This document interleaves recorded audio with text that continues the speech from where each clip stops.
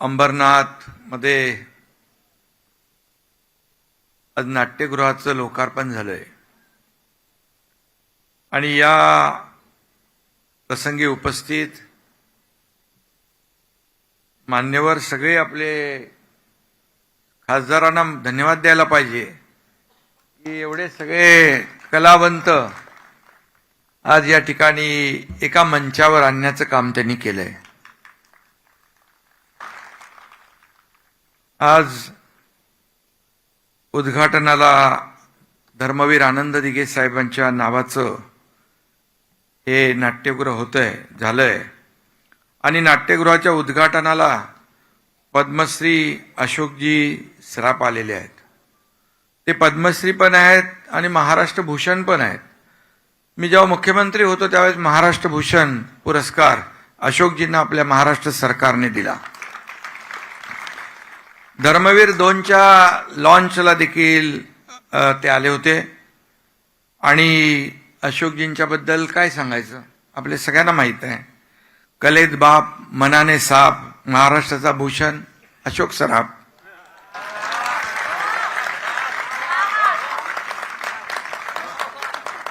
तुमच्यासारखं थोडं थोडं मी शिकतोय।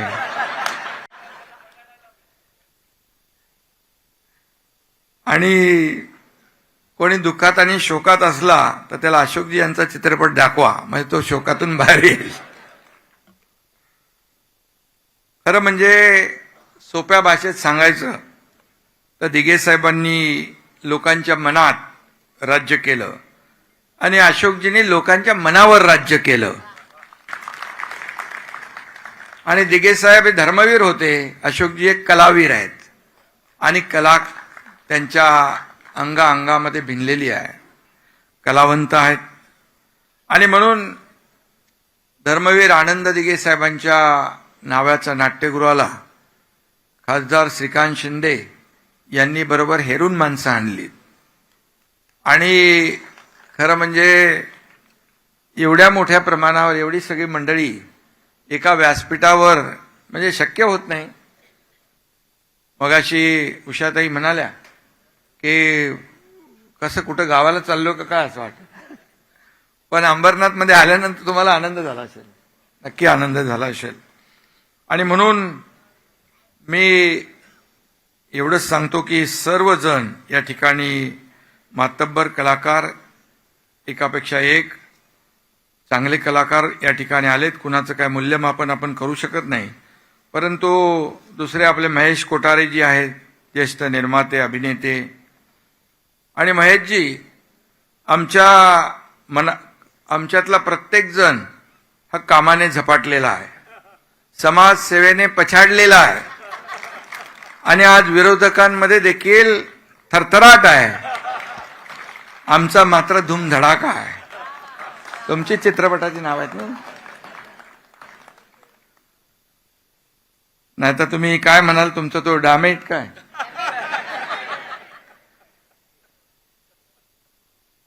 आणि आपले मकरंजी आहेत, त्यांनी देखील सगळं टिंब अनुस्वार सगळं सांगितलं। अशोकजींच्या मनातलं काही सांगितलं नाही ते बरं झालं, आणि ते तसं सांगणारही नाहीत, कारण ते चांगले कलावंत आहेत आणि आपण सगळे फॅन आहोत त्यांचे। आणि त्यांनी नाम फाउंडेशनच्या माध्यमातून जे काही काम केलेलं आहे, नाना पाटेकर आणि मकरंद भाऊनी, की माझ्या गावाला पण तुमचं सगळं नाम फाउंडेशन येतं। कोयना नदीचं जे बॅकवॉटर आहे ते गाळाने किती वर्षापासून भरलंय आणि गाळमुक्त धरण आणि शिवारयुक्त आपलं गाळयुक्त शिवार अशा प्रकारची जी संकल्पना आहे, पाण्याचं जे काही साठवण क्षमता वाढवण्याचं काम ते करतात। बाकी अलकाताई मगाशी म्हणाल्या की आपले दिगंबर प्रभूंच्या कार्यक्रमामध्ये त्यांनी म्हटलं होतं, म्हणजे तेव्हा मी मुख्यमंत्री नव्हतो पण मुख्यमंत्री मला म्हणाल्यावर मुख्यमंत्री झालो होतो मी। आणि आता देखील मी पद वर खाली होत असतात। बाळासाहेब सांगायचे पद येतात, पद जातात, सत्ता येते, सत्ता जाते, पुन्हा येते, पण नाव जाता कामा नये. ते टिकवण्याचं काम आपण केलं. आणि म्हणून या तमाम महाराष्ट्रातल्या माझ्या लाडक्या बहिणींचा लाडका भाऊ म्हणून एक जी काय मला नवीन ओळख मिळालेली आहे ती सगळ्या पदांपेक्षा मोठी आहे. आणि म्हणून लाडक्या बहिणीकडे आहेत. कुणी काही किती सांगितलं तरी लाडकी बहीण योजना कधीही बंद होणार नाही. सांगून टाकतो आज, म्हणजे तसं मी नेहमी सांगतो. आणि या व्यासपीठावर अशोक पत्कीजी आहेत, अशोक समेळजी आहेत आपले ठाणेकर, उषाताई नाडकर्णी जी आहेत, भरत जाधव, त्यांचं आता चालू आहे काय पाठीमागे ना, सई रे सई सुरू होणार आहे ना. तर म्हणजे आजपासून नाटकांचा सप्ताह सुरू होतोय आणि आपल्याला एक पर्वणी मिळतीये. विजय गोखले आहेत, विजय पाटकर आहेत, संतोष जुवेकर आहे, सिद्धार्थ आहे आपला, विशाखा सुभेदार आहेत, प्रदीप ढवळ आहेत, सगळे अमरेंद्र फाटक यांच्या बाळ कोलटकर यांच्या कन्या आहेत आणि सर्वच मान्यवर आहेत. आता मी आमच्या पदाधिकाऱ्यांची नावं आज काय घेणार नाही, कारण आज कलावंतांचा दिवस आहे, कलाकारांचा दिवस आहे आणि नाटकाचं आपल्या नाट्य मंदिराचं उद्घाटन आहे. त्यावेळी मी अगोदरच सांगितलं होतं की आज प्राधान्य आपल्या कलावंतांना द्यायचं. आणि म्हणून सर्व व्यासपीठावरील सन्माननीय मान्यवर, सर्व पदाधिकारी, विरोधी पक्षातले सत्ताधारी सगळे, श्रीकांतनी सगळ्यांना एकत्र करून ठेवलेलं आहे. आणि विकासाच्या कामामध्ये सत्ताधारी असू द्या, विरोधक असू द्या, विरोधी पक्षाचे सगळ्यांनी एकत्रच गेलं पाहिजे. सत्ताधारी आणि विरोधी पक्ष हे रथाची दोन चाकं आहेत. ही समान वेगाने धावली तर त्या शहराचा विकास होतो, शहराचा विकास होतो. आणि म्हणून देखील मी महाराष्ट्राचा 2.5 वर्ष मुख्यमंत्री असताना केलेली कामं, विकास प्रकल्प, अगोदर थांबलेले त्यांना चालना दिली. मुंबईतले अनेक प्रकल्प, मेट्रो असेल, अटल सेतू असेल, कोस्टल असेल, इथला नागपूर समृद्धी महामार्ग असेल, अंबरनाथली मधली कामं असतील, या राज्यातली कामं असतील, सगळ्या ठिकाणची जी काही मोठी कामं आहेत त्याला चालना देण्याचं काम केलं. लोकाभिमुख कल्याणकारी योजना आपण केल्या. लाडकी बहीण योजनेसारखी, लेक लाडकी लखपती, एसटीचं महिलांना सवलत, शेतकरी सन्मान योजना, जी प्रधानमंत्री आदरणीय नरेंद्र मोदीजींनी शेतकरी सन्मान योजना केली, त्याला पूरक आपण देखील शेतकरी सन्मान योजना सुरू केली. आता शेतकरी संकटात आहे आणि कलावंत देखील त्यांच्या मदतीला जात आहे. सरकारने देखील शेतकऱ्याला कधी वाऱ्यावर सोडलं नाही. एकीकडे आनंद आहे तर काही पूर परिस्थितीकडे आपण पाहिलं, मराठवाड्यामध्ये दुःखाचं सावट आहे, पुराचं सावट आहे. आम्ही देखील बांधावर गेलो, तिथली परिस्थिती पाहिली आणि त्यांना त्यांची दिवाळी काळी होणार नाही, होऊ देणार नाही, हे माझं शब्द मी दसरा मेळाव्यात दिला होता, तो पाळण्याचा प्रयत्न केला, पूर्ण केला आणि शेतकऱ्यांच्या खात्यात पैसे जाऊ लागले मदतीचे. शेवटी शेतकरी हा आपला अन्नदाता आहे, मायबाप आहे. बळीराजाच्या डोळ्यात अश्रू पुसण्याचं काम आपल्याला सर्वांनीच करायचं आहे. आणि म्हणून बळीराजा, त्याच्यावरचे संकट, अतिवृष्टी, आता ऑक्टोबर असताना पाऊस पडतोय, मे मध्ये सुरू झाला. आणि म्हणून हे बळीराजावरचं संकट दूर झालं पाहिजे अशी प्रार्थना आपण करतो. मकरंजींनी मगाशी शेवटी भाषणामध्ये जय जवान जय किसान, खऱ्या अर्थाने जवान आपल्या सीमेवर लढत असतो आणि शेतकरी किसान हा आपल्याला 2 घास भरवत असतो. आणि म्हणून किसान जय जवान देखील आपण पाहिला. पाकिस्तानला जो धडा शिकवला, पहलगाम हल्ल्यानंतर ऑपरेशन सिंदूरच्या माध्यमातून पाकिस्तानला जशा तसा धडा शिकवण्याचं काम आपल्या जवानांनी केलं, त्याचाही आपल्याला सार्थ अभिमान आहे. आणि त्यांच्या पाठीशी प्रधानमंत्री कणखरपणे उभे राहिले त्यांचाही अभिमान आहे. आणि म्हणून आज मी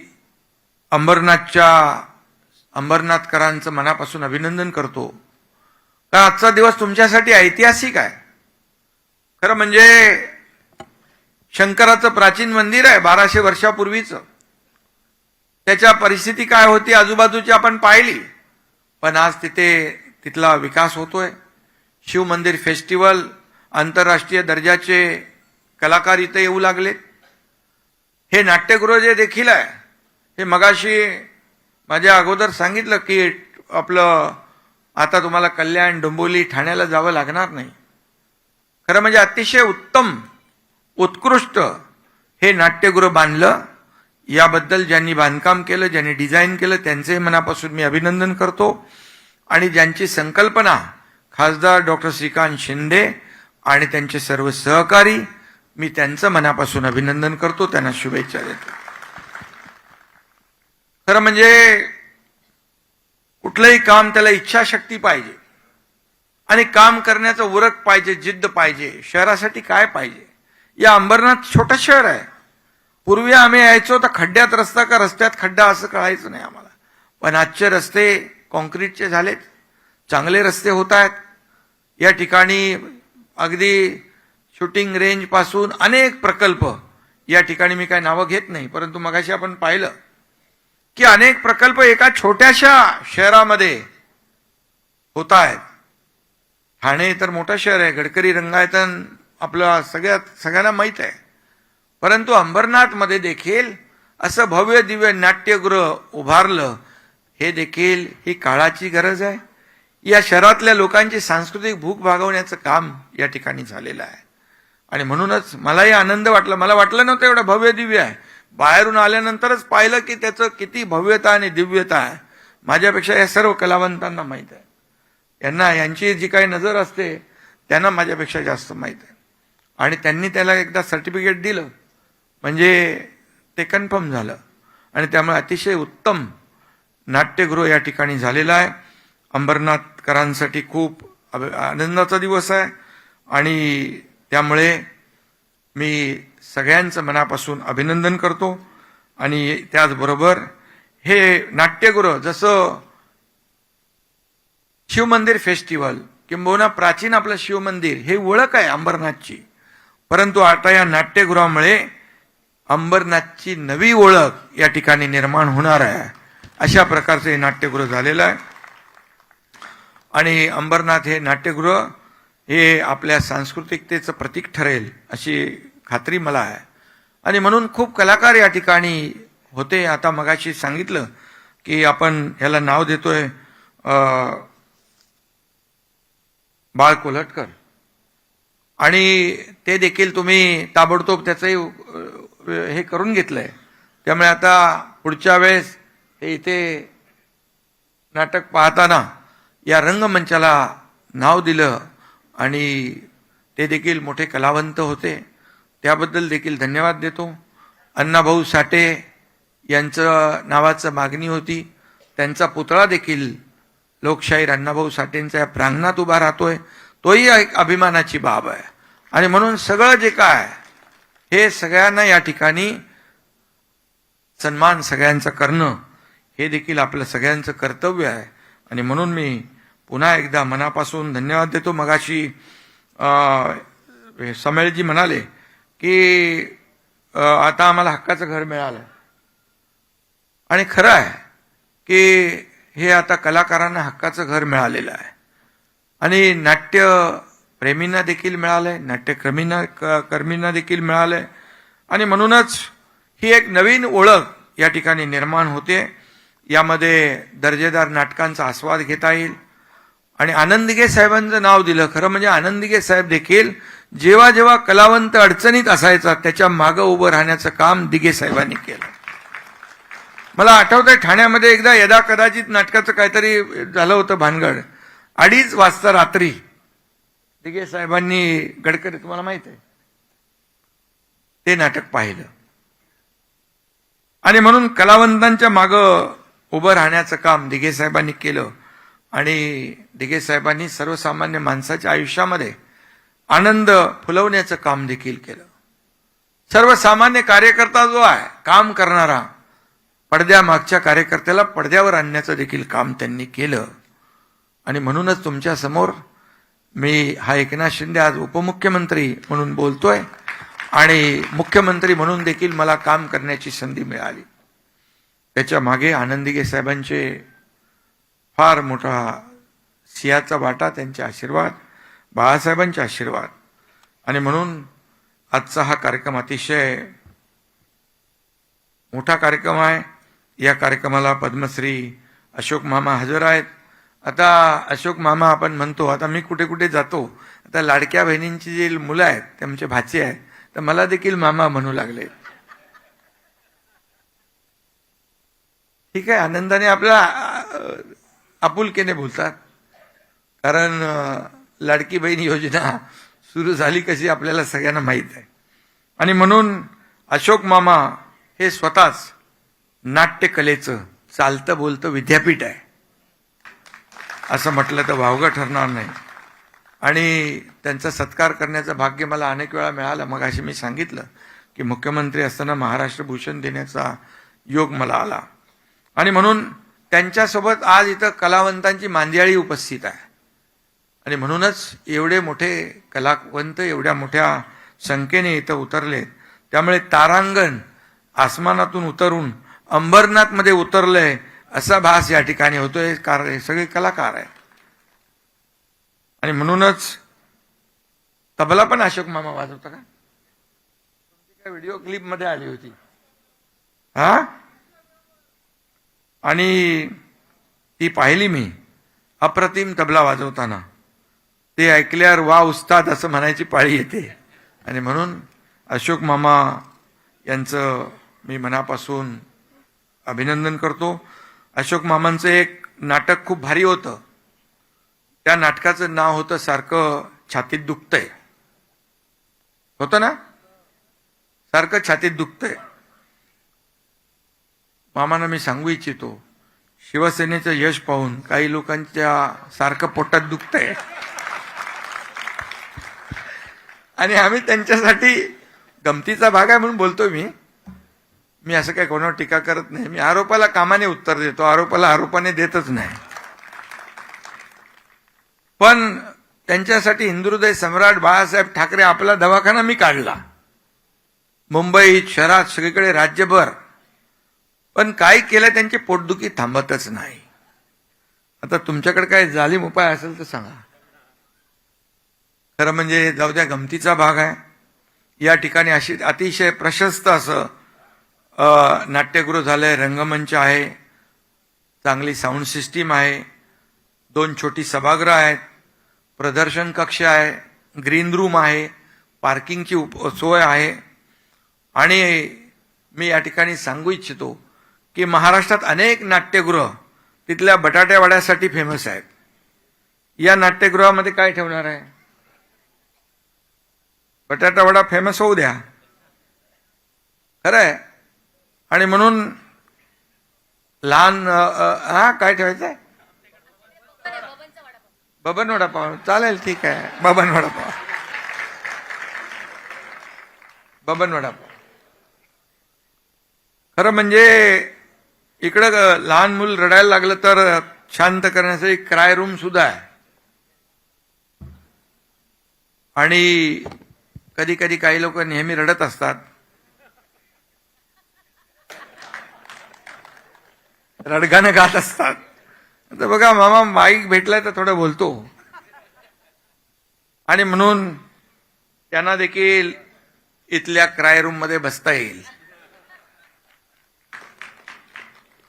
आज या नाट्यगृहाच्या व्यासपीठावर रोज, खरं म्हणजे या रंगमंचावर रोज नवी नाटकं सुरू होतील, प्रयोग होतील आणि आपण देखील सगळेजण बघाल. आता मी काय जास्ती काय बोलू शकत नाही. जास्त काही नाटकं कॉमेडी असतात, रडकी असतात, काही काय असतात, ते जाऊ द्या, सोडून द्या. पण पूर्वी भाऊबंदकी नाटक खूप गाजलं होतं.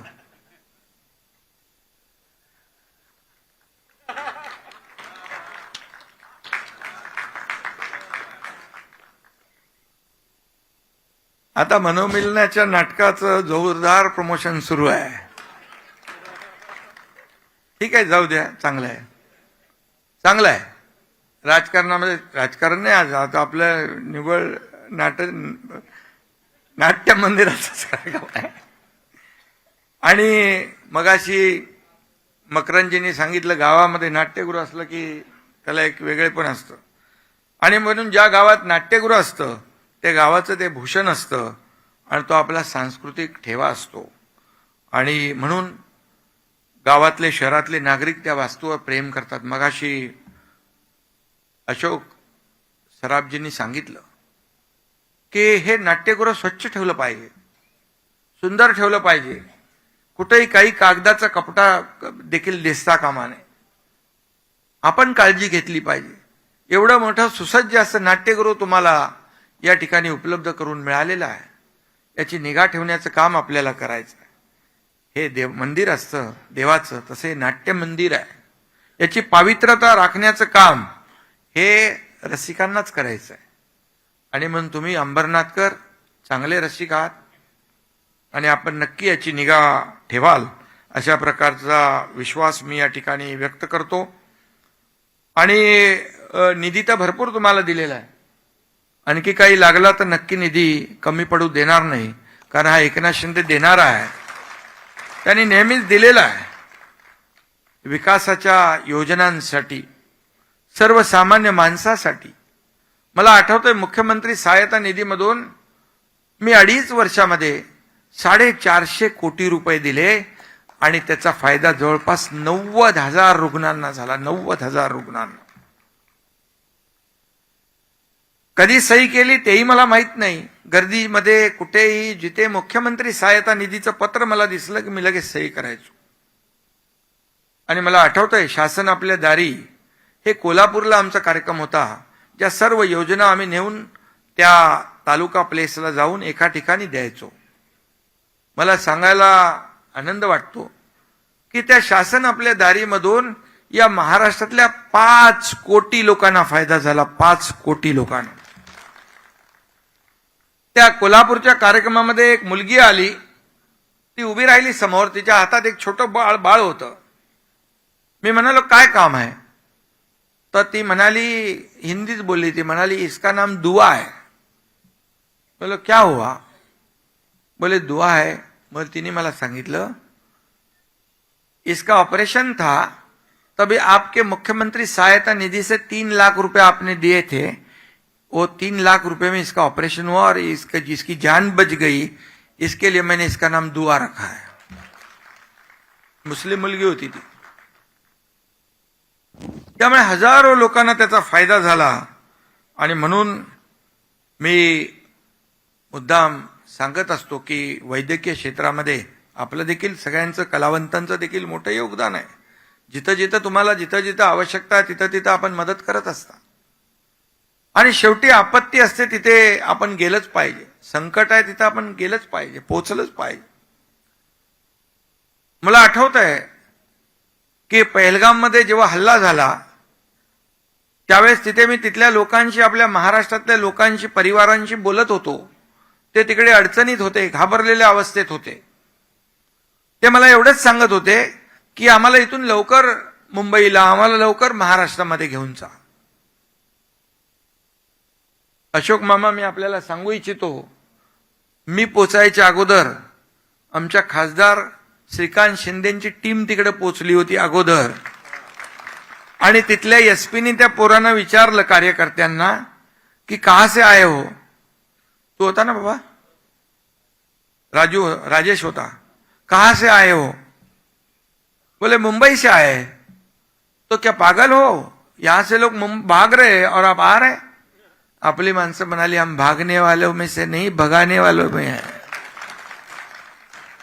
आणि त्याला माहित होतं, तो मला ओळखत होता, शिंदे साहब के आदमी है म्हणाले लोग. तो शिंदे साहब भी आने वाले होंगे. वो नहीं आ ही रहे. 5 विमानं घेऊन गेलो मी. आणि सगळ्यांना सुरक्षित आणण्याचं काम आपण केलं. जिथं संकट तिथं आपण गेलंच पाहिजे. आपली जबाबदारी आहे, कर्तव्य आहे. आणि म्हणून खासदारांनी चांगलं काम केलेलं आहे. आणि त्याचं तर अभिनंदन करायलाच पाहिजे. आणि काही लोकांनी मला धन्यवाद दिले या नाट्यगृहाच्या बद्दल, पण माझं काय काम नाही आहे. मी फक्त पैसे दिलेले आहेत. काम श्रीकांतनी केलंय. त्याच्या सर्व सहकारी, मग आमदार असतील, आमचे बालाजी आहे, सुनील आहे, वाळेकर आहे, सगळ्या लोकांनी मिळून काम केलं.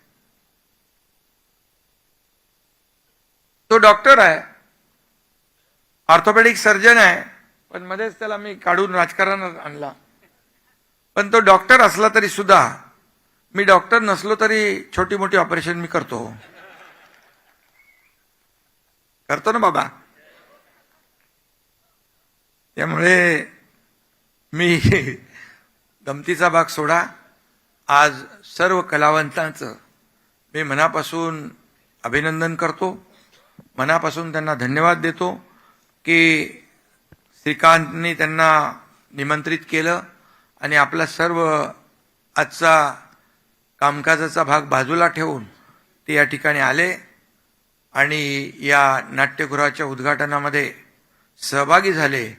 त्याबद्दल मनापासून मी आपल्याला धन्यवाद देतो आणि सगळ्या कलावंतांना सांगतो, सगळ्यांनी एक एक तरी नाटक इकडे करा.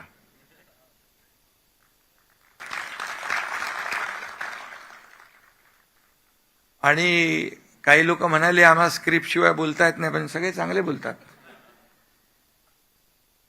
त्यांच्या उपजत आहे सगळं. आणि म्हणून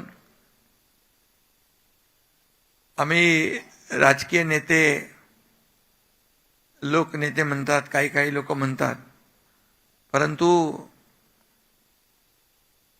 सगळ्यात मोठी ही माणसं मागे बसलेली आहेत ना, ती सगळ्यात मोठी आहेत आपल्यापेक्षा. आणि म्हणून या सगळ्यांचं मनापासून मी कौतुक करतो, मनापासून अभिनंदन करतो. पुन्हा एकदा त्यांना धन्यवाद देतो आणि आपल्याला सगळ्यांना शुभेच्छा. धन्यवाद. जय हिंद, जय महाराष्ट्र. एबीपी माझा, उघडा डोळे बघा नीट.